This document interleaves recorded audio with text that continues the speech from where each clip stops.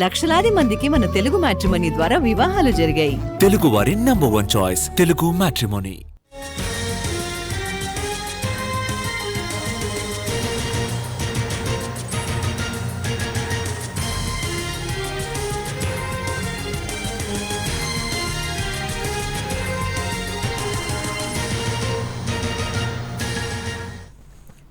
Hyderabad drugs కేసులో పోలీసులు విచారణ ముమ్మరం చేశారు. ఈ కేసులో కానిస్టేబుల్ గుణశేఖర్ తో పాటు హెడ్ కానిస్టేబుల్ రామచంద్రను అరెస్ట్ చేశారు పోలీసులు. వీరిద్దరూ ఎఫిడిన్లో కొకైన్ కలిపి విక్రయిస్తున్నట్లు గుర్తించారు.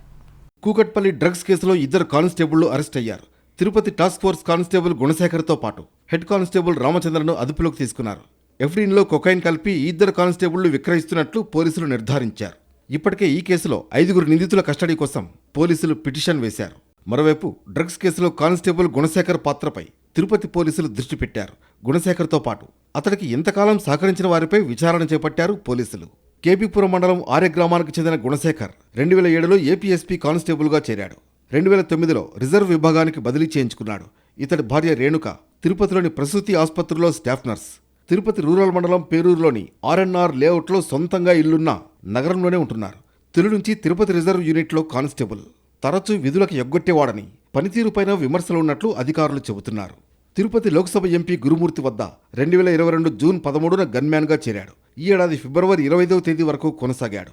ఈ 2.5 కాలంలో స్థానికంగా ఇతడి అవినీతి అక్రమాలకు అంతే లేకుండా పోయిందన్న విమర్శలున్నాయి.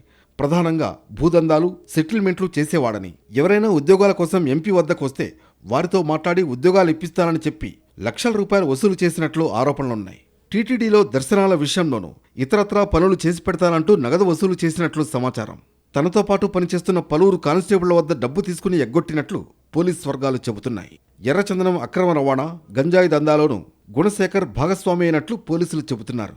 ఈ క్రమంలో కొందరు వైసీపీ నేతల సహకారం ఇతడికి ఉన్నట్లు ప్రచారంలో ఉంది. అదే సమయంలో తిరుపతి రూరల్ పేరూరు ప్రాంతానికి చెందిన వైసీపీ ద్వితీయ శ్రేణి నాయకుడు ఉన్నం సురేంద్రతో పరిచయం ఏర్పడింది.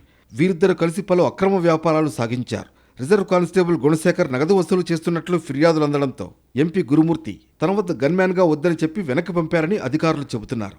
దానికి తోడు తాజాగా సుమారు 30 లక్షలు పైగా ఇంటి స్థలం అమ్ముతామని చెప్పి ఓ మహిళను గుణశేఖర్ భార్య రేణుక ఇద్దరూ మోసం చేశారంటూ ఎంఆర్పల్లి పోలీసులకు ఫిర్యాదు చేసింది ఓ మహిళ.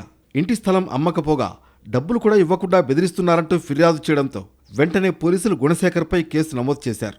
అయితే డ్రగ్స్ కేసు, తిరుపతిలో స్థల వివాదంపై కేసు గుణశేఖర్పై నమోదైంది. గుణశేఖర్తో పాటు ఇంకా ఎవరెవరు ఈ వ్యవహారంలో ఉన్నారనే దానిపై తిరుపతి పోలీసులు సైతం లోతుగా విచారణ చేపడుతున్నారు.